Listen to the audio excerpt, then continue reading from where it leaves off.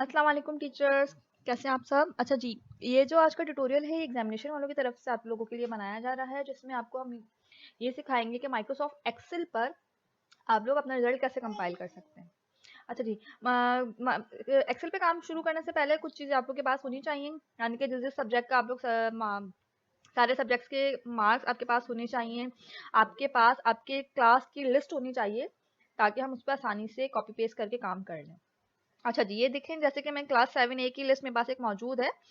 ये list examination वालों ने आप लोगों को दी हुई होगी। यहाँ पे आप देख सकते हैं टोटल परसेंटेज है। ये लिस्ट मैं यहाँ से एक्सेल पे कॉपी कर लूंगी। ठीक है, तो एक्सेल पे चलते हैं। एक्सेल पे काम शुरू करने से पहले सबसे पहले आप अपना पेज लेआउट में जाके अपने पेज का साइज सेट कर लें, जो कि मैं कहती हूँ कि मैंने लीगल रखा हुआ है। इसके अलावा पेज की ओरिएंटेशन में लैंडस्केप करूंगी। क्यों? क्योंकि देखिए हमारे पास ना सब्जेक्ट ज़्यादा हैं, तो आप लैंडस्केप भी कर सकते हैं और क्या कहते हैं, पोर्ट्रेट भी रख सकते हैं। अप टू यू, आप जो करना चाह रहे हैं, लेकिन फिलहाल मैं इसको जो है वो उस पे पोर्ट्रेट पे कर रही हूँ, सॉरी लैंडस्केप पे कर रही हूँ। और उसके बाद ब्रेक ब्रेक ऑन करने का मकसद क्या है कि आपके पास ये देखेंगे यहाँ पे पेज का ब्रेक शो हो जाएगा कि आपकी पेज की जो यहाँ पे आके आपका पेज एंड हो रहा है, यानी कि इसके बाद ये नया पेज शुरू हो जाएगा, इधर नया पेज शुरू हो जाएगा। इस वजह से, क्योंकि एक्सेल पे तो आपके पास एक बिल्कुल वाइड एरिया होता है, आपको आइडिया ही नहीं होता। तो अब मैं यहाँ से क्या करती हूँ, सबसे पहले अपनी क्लास पे जाती हूँ। क्लास का ये पूरा का पूरा जो टेबल है, मैं इसको यहाँ से कॉपी करती हूँ। कॉपी करने के बाद मैं यहाँ पे एक्सेल पे आके उसको पेस्ट कर देती हूँ। ठीक है, ये देखें, यहाँ पे सारी की सारी चीजें मेरे पास आ गई, जो कि मेरे स्टूडेंट का डेटा था।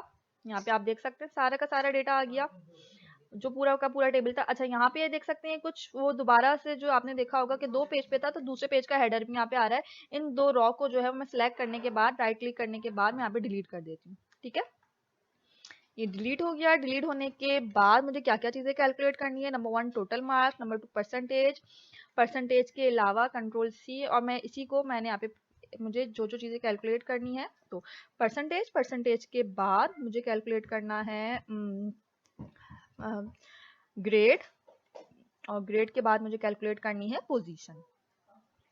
ठीक है, ऑटोमेटिकली है, फॉरन फॉरन से हो जाएगा, बस आपने कुछ भी नहीं करने की जरूरत इतनी ज्यादा।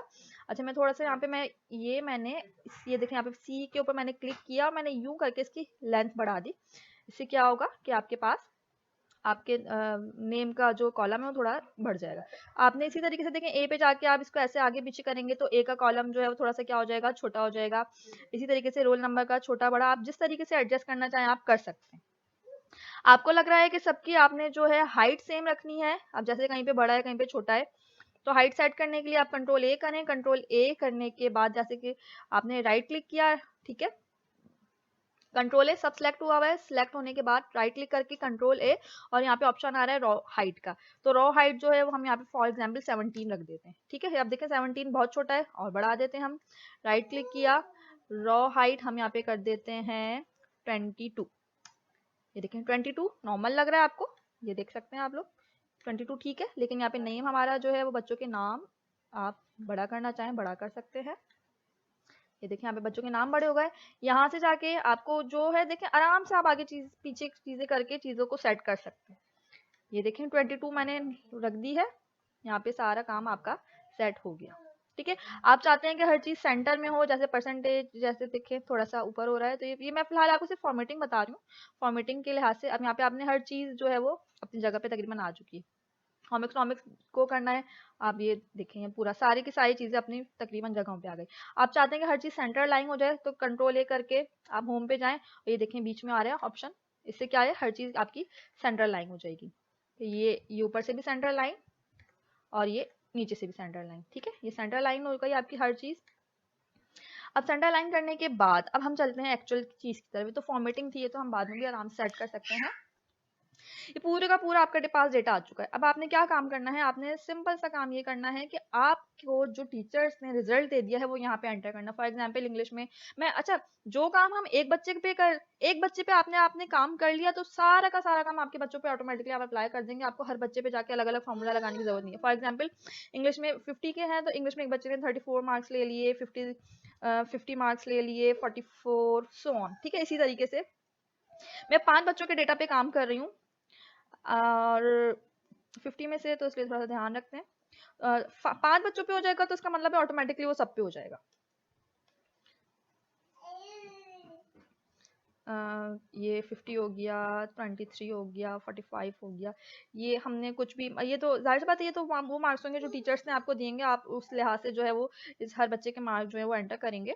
अच्छा जी, अब एक और बात, या तो आप मैनुअली एंटर करेंगे या फिर अगर आपको टीचर्स ने वर्ड की फाइल दी हुई है आपके रिजल्ट के लिहाज से, जैसे कि मैंने बच्चों का कंप्यूटर का रिजल्ट जो है वो कंपाइल करके रखा हुआ है, तो आप आराम से कॉपी पेस्ट कर सकते हैं। जैसे कि बस ये कि डेटा सारा सॉर्ट होना चाहिए।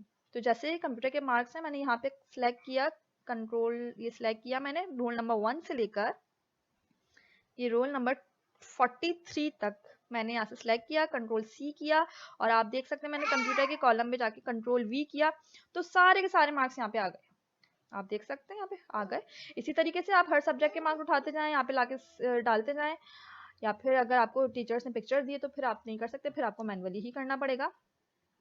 मैं यहाँ पे कुछ डेटा फिल कर दूं ताकि इस लिहाज से जो है वो हम मार्क्स जो है वो कैलकुलेट कर लें। अच्छा, टोटल तो जाहिर सी बात है हमें खुद निकालना पड़ेगा, तो यहाँ पे सिर्फ 3 बच्चों का जो है वो 5 बच्चों का जो रिकॉर्ड है वो मैं ऐड कर रही हूँ, ताकि उनके लिहाज से डेटा आपको पता भी चल जाए कि क्या क्या डेटा है बच्चों का।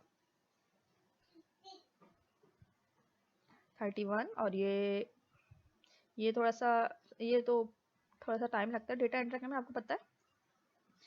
मैं ये 33 रैंडम डेटा है आपका, तो जाहिर सी बात है वो होगा जो कि आपके टीचर्स ने आप लोगों को प्रोवाइड किया होगा। और ये हो गया। अब चलें जी, डेटा हो गया, 5 बच्चों का रिकॉर्ड एटलीस्ट मैंने एंटर कर लिया। ठीक है, ये बच्चे नहीं थे को 0 लगा देते हैं यहाँ पे। टोटल मार्क्स कैलकुलेट करना, तो टोटल मार्क्स कैलकुलेट करने के लिए 2 तरीके बता रही हूँ। नंबर 1, जिस मतलब पहले बच्चा उसका टोटल मार्क्स मैंने लिखा इक्वल टू। देखिए, जब तक इक्वल टू नहीं लगाएंगे आपके पास कोई भी चीज कैलकुलेट नहीं होगी। ठीक है, इक्वल टू इंडिकेट करता है यहाँ पे कोई फॉर्मूला लगाने लगे। इक्वल टू लगाया, मुझे सम करना है, तो सम करने के लिए या तो आप अलग अलग करें, 34 यानी कि प्लस 50 प्लस 44 प्लस, ये तो बहुत लंबा हो जाएगा, लेकिन ऐसे भी कर सकते हैं। लेकिन आसान सा तरीका क्या है, एक्सेल के अंदर सम का फॉर्मूला ऑलरेडी बना हुआ है, आपने इक्वल टू लिखा, इक्वल टू के बाद सम लिखा, सम लिखने के बाद ये ब्रैकेट ऑन किया, ठीक है, ब्रैकेट को खोला, और आपने उस रेंज को सिलेक्ट कर लेना जहां से लेकर आपने सम करना है। तो जैसे मैंने यहां से लेकर इंग्लिश से लेकर इस्लामियत तक के मार्क्स को सम करना है, तो ये मैंने यहाँ पे सिलेक्ट किया, और सिलेक्ट करने के बाद मैंने एंटर कर दिया। अब आप यहाँ पे देख सकते हैं मार्क्स कैलकुलेट होगा 318। इसी तरीके से मैं यहाँ 5 बच्चों पे गई, मैंने सिर्फ क्या किया, यहाँ पे कैलकुलेट होगा। अच्छा, यहाँ पे देखें फॉर्मेटिंग जो है हमें वैसी वाली चाहिए, तो मैंने सेम इसकी फॉर्मेटिंग में चेंज कर देती हूँ। जिस तरीके की फॉर्मेटिंग चाहिए उस वाले सेल पे जाएं, फॉर्मेट पे एंटर करें, फॉर्मेट पे एंटर करने के बाद जहां जहां अप्लाई करनी है वैसी वाली, वहां पे जाके हमने सेलेक्ट कर दिया, तो ये फॉर्मेटिंग आ गई हमारी। ठीक है, अच्छा जी, तो ये देखें मैंने दोबारा से मैं रिपीट कर देती हूँ। मैंने क्या किया, जहां पे मुझे सम करना था मैंने इक्वल टू लगाया, सम लिखा, सम लिखने के बाद मैंने रेंज सेलेक्ट कर दी, ये एक बच्चे का सम आ गया। अब मुझे हर बच्चे के लिए अलग अलग कैलकुलेट करने की जरूरत नहीं है। ठीक है, अब देखें जैसे पहले बच्चे का मैंने कैलकुलेट कर लिया, ये सेल के कॉर्नर पे एक छोटा सा प्लस का बटन आता है, आप साइन आता है, आपने उस पे अपना माउस का लेफ्ट बटन प्रेस करके रखना है, और माउस से ही ड्रैग करके आपने यूं ऐसे नीचे लेके जाएंगे, तो हर बच्चे का ऑटोमेटिकली आपका क्या हो जाएगा, कैलकुलेट हो जाएगा टोटल मार्क्स। ये टोटल मार्क्स कैलकुलेट हो गए। टोटल मार्क्स कैलकुलेट करने के बाद अब आपने क्या करना है, परसेंटेज कैलकुलेट करनी है। तो परसेंटेज कैलकुलेट करने का फॉर्मूला क्या होता है, equal obtain marks divided by total marks multiply by 100, ये फॉर्मूला होता है। तो ऑब्टेन मार्क्स जो कि ऑलरेडी कैलकुलेट होकर टोटल में आए हुए, और टोटल मार्क्स कितने हैं, तो टोटल मार्क्स हैं हमारे पास 50 50 1 2 3 4 5 6 7 8 9 9, तो यानी कि 450 हो गए। तो टोटल मार्क्स 450 हो गए। तो मैं यहाँ पे लगा देती हूँ इक्वल टू ऑब्टेन मार्क्स यानी कि total marks divided by 450 multiply by 100। ये देखिए यहाँ पे मेरे पास आ गया परसेंटेज, परसेंटेज आ गई। परसेंटेज के बाद आपको चाहिए ग्रेड। तो ग्रेड लगाने के लिए आप कुछ भी नहीं करें, मैं सिर्फ आपको एक फॉर्मूला दे रही हूँ, आपने सिर्फ वो फॉर्मूला अप्लाई कर देना। ठीक है, फॉर्मूला मैं आपको रिटर्न फॉर्म में दे दूंगी, ये फॉर्मूला बना हुआ है, आप इसकी टेक्निकलिटीज में मत जाएं, आप सिर्फ सिंपल सा फॉर्मूला लें, और यहाँ पे जाके आपने इस फॉर्मूले को F2 प्रेस करें, यहाँ पे इधर यहाँ पे जाए कंट्रोल वी करके आप इसको प्रेस करें। कंट्रोल वी करने के बाद आपने जहां जहां आपने जिस लिहाज से अपना फॉर्मूला कैलकुलेट करना है, आपने उस सेल का नाम चेंज कर देना। जैसे कि ये हमें परसेंटेज के लिहाज से फॉर्मूला कैलकुलेट करना है ना, तो परसेंटेज का सेल क्या बनता है हमारे पास, N3। तो यहाँ पे जाके मैं इक्वल टू करूंगी, इक्वल टू करने के बाद वो जो फॉर्मूला था मेरे पास वो मैं चेंज कर दूंगी, ठीक है। तो यहाँ पे गए और जहाँ पे जाने के बाद मुझे जो है वो N3 के लिहाज से ग्रेड कैलकुलेट करना है। तो ये जहां जहां E2 था मैं वहां पे N3 कर दूंगी, N3 जहां जहां E2 था, यानी कि ये हर शीट में अलग होगा। अच्छा, ये शीट भी जो है वो मैं आप लोगों को दे दूंगी ताकि आप लोग खुद भी देख सकते हैं कि कहाँ पे क्या क्या हुआ हुआ है, कैसे फॉर्मूला अप्लाई हुआ हुआ है। N3, ठीक है।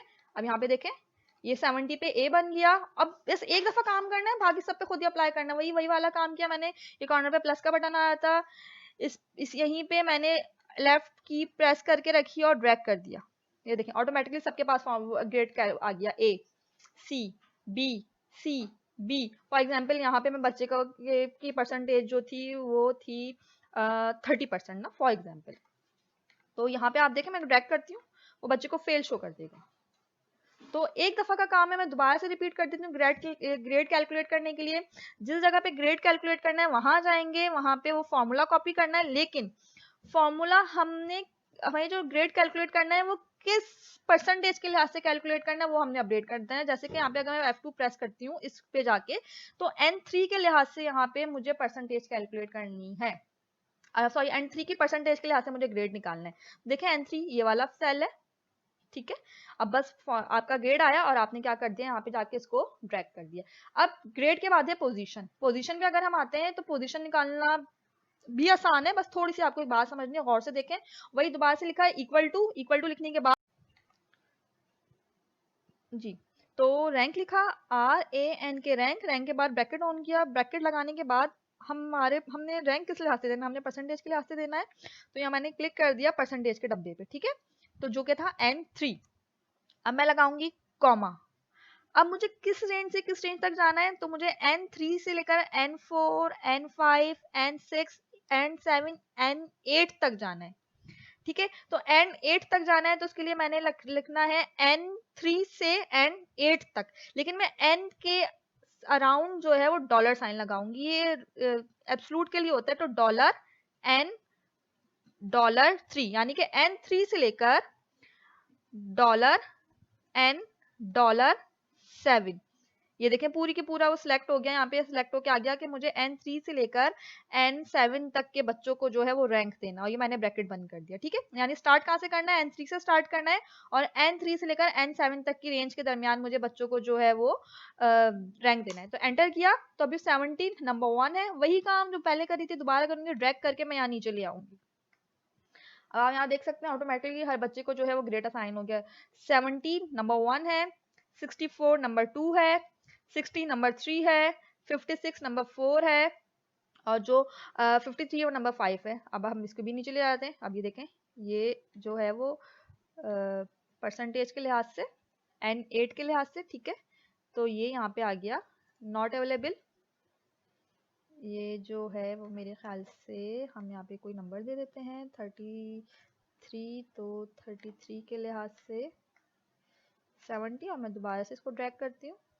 अच्छा सॉरी, यहाँ पे हमने रेंज नहीं दी हुई थी, रेंज हमने सिर्फ 7 तक की रखी हुई थी, इस वजह से नहीं आ रहा है। इसको हम 8 कर देंगे तो यहाँ पे ये हमें बता भी देगा। वो रेंज का ध्यान रखिएगा, आप लोगों ने रेंज का ध्यान रखना बहुत जरूरी है कि हमने रेंज जो है वो सिलेक्ट की हुई है और सारे के सारे बच्चों की। तो यहाँ पे आप देख सकते हैं कि टोटल मार्क्स हमने आराम से कैलकुलेट कर लिया, परसेंटेज कैलकुलेट कर लिया, ग्रेड कैलकुलेट कर लिया, पोजिशन कैलकुलेट कर ली। अब असल बस एक चीज रह गई, हमने शुरू में हेडर नहीं लगाया। तो हेडर लगाने के लिए आपने कुछ भी नहीं करना, शुरू में जाके आपने इंसर्ट करना है। इंसर्ट कर लें, 2 से 3 रो को इंसर्ट कर लें आप, ठीक है। ये मैं इंसर्ट की प्रेस की, राइट क्लिक किया, इंसर्ट आ गया। एक और इंसर्ट कर लें आप, इंसर्ट कर लिया आपने। आपने क्या क्या हेडर लगाना है, फॉर एग्जांपल हमने हेडर लगाना है, अब उसी पे चलते हैं हम। इस्लामाबाद मॉडल कॉलेज पहली रो में लगाना है, कंट्रोल C किया और यहाँ पे जाके हमने कंट्रोल V कर दिया, ठीक है। अब बिल्कुल सेंटर में लाना है, तो यहाँ पे सारा का सारा ये सिलेक्ट करें। सिलेक्ट करने के बाद यहाँ पे देखिए मर्ज एंड सेंटर आ रहे हैं, उस पर आप प्रेस कर दें। उसके बाद दूसरी चीज जो है आपने हेडर लगाना है इसी तरीके से, सेशन अवार्ड लिस्ट, ये कंट्रोल C किया मैंने। और मैं यहाँ पे जाके दोबारा से मैंने यहाँ पे जाके कंट्रोल वी करके पेस्ट कर दिया और मैंने इसको दोबारा से ये सिलेक्ट किया कि यानी कि सेंटर में आना चाहिए। सिलेक्ट करने के बाद मैंने इसको कर दिया मर्ज एंड सेंटर। ठीक है, तो इसी तरीके से अगर आपको थर्ड रॉ भी चाहिए तो थर्ड रॉ भी हमने सेलेक्ट कर ली। आपको जितनी रॉ इंसर्ट करनी है आप इंसर्ट करते जाएं। तो ये इंसर्ट किया मैंने। इंसर्ट करने के बाद मैंने यहाँ पे कंट्रोल वी किया। कंट्रोल वी करने के बाद मैंने इसको कर दिया मर्ज एंड सेंटर। ठीक है, तो आप यहाँ पे देख सकते हैं ये बन गया। अब यहाँ पे है, यहाँ पे अगर आपने इसको आपने बॉर्डर भी देना है तो आप ये पूरा का पूरा सिलेक्ट करें। सिलेक्ट करने के बाद यह सिलेक्ट हो जाएगा। ठीक है, फॉर एग्जाम्पल यहाँ तक सिलेक्ट किया। सिलेक्ट करने के बाद यहाँ पे देखें ये बॉर्डर का ऑप्शन आ रहे हैं। यहाँ पे क्लिक करें। क्लिक करने के बाद आपने यहाँ पे ऑल बॉर्डर अप्लाई कर दिया। तो ये देखें ये ऑल बॉर्डर। आपको थिक बॉर्डर चाहिए, आप यहाँ पे थिक का भी ऑप्शन होता है, आप थिक भी अप्लाई कर सकते हैं। ठीक है, आप तो यहाँ पे आ गया। अब हम इसको सेव करते हैं। कंट्रोल एस किया, सेव हो गया। लेकिन हमें इसको पीडीएफ बनानी है तो फाइल पे गए, फाइल पे जाके सेव एस किया। सेव एस पे जाके फॉर एग्जाम्पल मैंने कहा एक्सेल में जाके एक्सेल के फोल्डर में यहाँ पे जो भी आपकी डायरेक्टरी आपने वहां जाके सेव करना है। राइट क्लिक करने के बाद ये सेव टाइप ऐसे में जाऊंगी और यहाँ पे मेरे पास पीडीएफ का ऑप्शन आ रहा है। पीडीएफ पे क्लिक करूंगी और ये सेव कर दूंगी। ठीक है, तो देखें ये मेरी पीडीएफ फाइल बन जाएगी और यहाँ पे आप आगे देख सकते हैं। ये देखें आराम से मेरी ये सारी की सारी फाइल बन गई पीडीएफ की। यहाँ पे आप देख सकते हैं। यहाँ भी इसको बड़ा करके भी देख लें आप। ये आराम से सारे बच्चों का जो है रिजल्ट आ गया। आप इसका स्क्रीनशॉट लें और स्क्रीनशॉट लेकर जो है वो बच्चों को फेसबुक के पेज पे अपलोड कर दें या व्हाट्सएप के पेज पे अपलोड कर दें। ठीक है, अगर कोई बात नहीं समझ में आए तो आप लोग मुझसे पूछ लीजिएगा, मैं आपको बता दूंगी। थैंक यू, अल्लाह हाफिज़।